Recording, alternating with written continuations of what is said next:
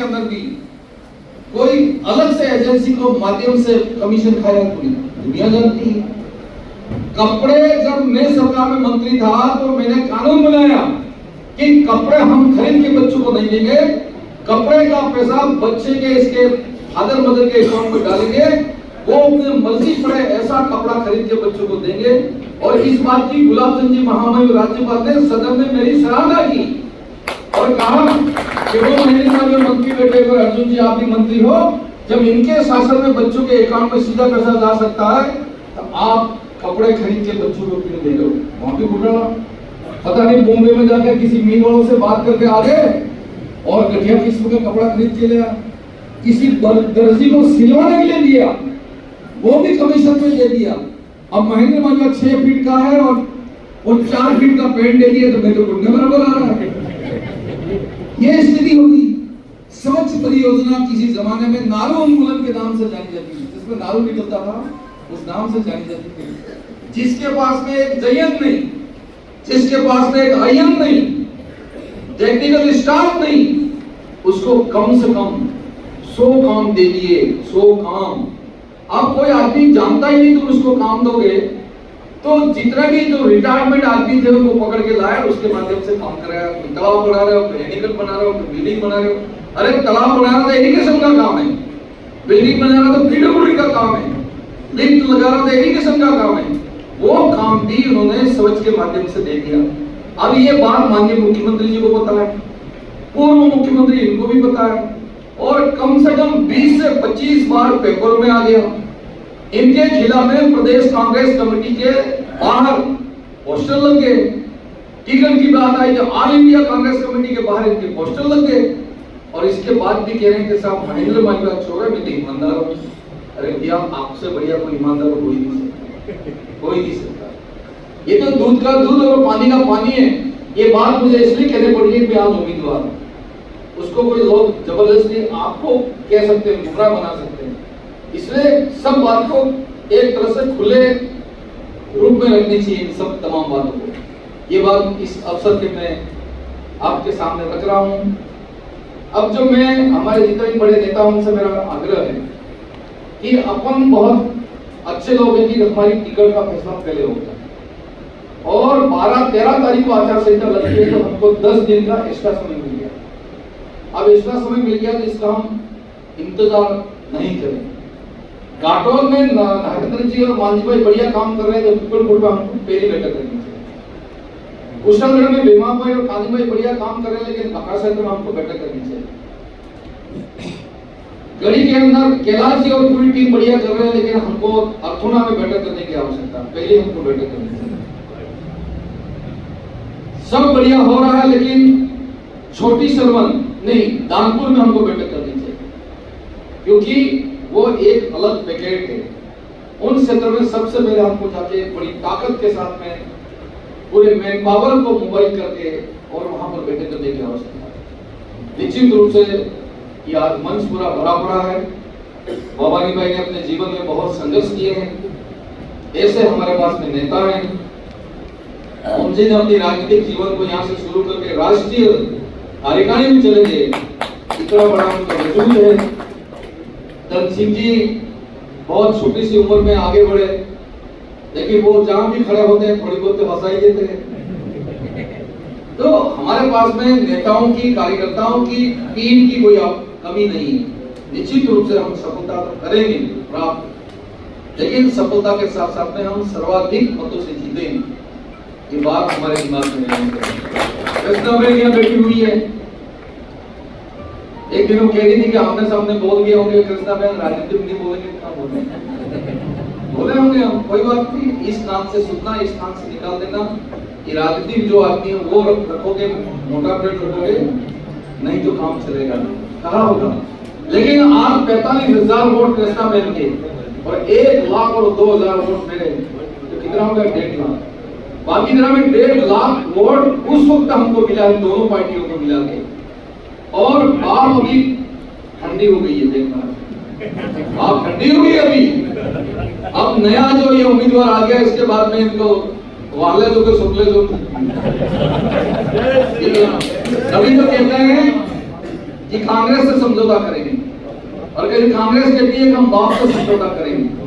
लेकिन मैं आपके सामने एक बात रखना चाहता हूं बाप दादा के लिए कि वेड़ो है इस समुद्र में तो पड़े, वो तो कई नारे समुद्र में तो मिलते हैं, लेकिन समुद्र वेड़ा में नहीं पड़े।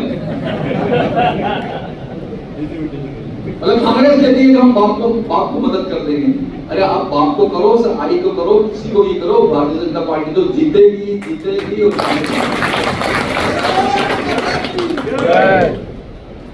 और कांग्रेस पार्टी जितने वरिष्ठ नेता वो ना कह रहे हैं समझौता करोगे तो हाथ का निशान गायब हो जाएगा। एक बार अगर बाप ने वोट डाल दिया तो वापस वो हाथ में नहीं आएगा। तो एवा लड़ाई है कि बात छोड़ो तमें लड़ाई लड़ाई लड़ाई लड़ाई लड़ाई लड़ाई इनकी हालत खराब हो गई है। और देश के अंदर भी आप देखो साथियों, कमलनाथ जी जिन्होंने मध्य प्रदेश में अपनी ड्यूटी बजाई, मुख्यमंत्री रहे, और पूरे मध्य प्रदेश में अगर एक एमपी है तो उनका लड़का है कांग्रेस पार्टी का। बाप और बेटे खुद का हेलीकॉप्टर लेके जिस दिन में दिल्ली में था उस दिन वो भी आए थे, वो अपनी पार्टी छोड़ रहे। महाराष्ट्र में दो मुख्यमंत्री पार्टी छोड़ रहे हैं। मेरा एक साथी था नारायण भाई राठवा, रेल मंत्री था, जब मैंने पार्टी छोड़ी इनको टेलीफोन किया, नारायण भाई अब कोई चलने वाली नहीं है, वैसे भी गुजरात तो बर्बाद है, क्यों अपने जीवन को खराब कर रहे हो। तो दूसरे दिन उन्होंने नारायण भाई ने भी राज्यसभा का सदस्य होने के बाद भी छोड़ के और भारतीय जनता पार्टी में शामिल हुए नारायण भाई। ये कोई नई बात नहीं है, कोई करिश्मा नहीं है, ये तो मोदी साहब का पूरे देश के अंदर एक लहर चल रही है, लहर कुकुड़े बड़ी हो लीलो बड़ी। और राम मंदिर बनने के बाद दुनिया दूसरी है, कि हिंदुस्तान में क्या कर दिया नरेंद्र मोदी जी। पूरे देश के लोग, दुनिया के लोग पूछ रहे हैं कि क्या खेल हो गया। और चुनाव दो महीने के अंदर हो जाएंगे, और मोदी साहब अब तक का जो प्रजातंत्र का रिकॉर्ड है उस रिकॉर्ड को तोड़कर 400 पार करके देश के प्रधानमंत्री बनेंगे। इसको कोई रोक नहीं सकता।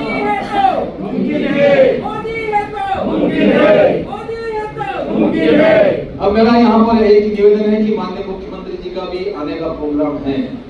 अगर वो आते हैं मुख्यमंत्री जी तो आप किसी का इंतजार मत करो। अपनी अपनी पंचायत में, अपने अपने मंडलों में कितनी गाड़ियां हैं, इन गाड़ी के नंबर और कौन मालिक है वो नोट करके रखो।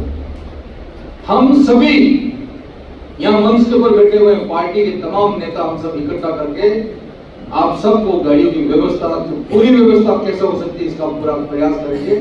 लेकिन बांसवाड़ा शहर में या मैदान में न तो गाड़ी रखने की जगह मिलेगी, न कार्यकर्ताओं को बैठने की जगह मिलेगी, न बाजार में दूध मिलेगा जिसके हम चाय पी सकते हैं, न कचौरी मिलेगी, न समोसा मिलेगा। उस दिन भवानी भाई अपने ज्यादा बना के रखना पड़ेगा। इतना रेला इकट्ठा करना। और जिस दिन फार्म भरा जाए पार्टी का, उम्मीदवार का, उस दिन के लिए भी मैं आह्वान करता हूं कि 10-10 किलोमीटर बांसवाड़ा के चारों तरफ गाड़ी पर रेले खड़े रहना चाहिए।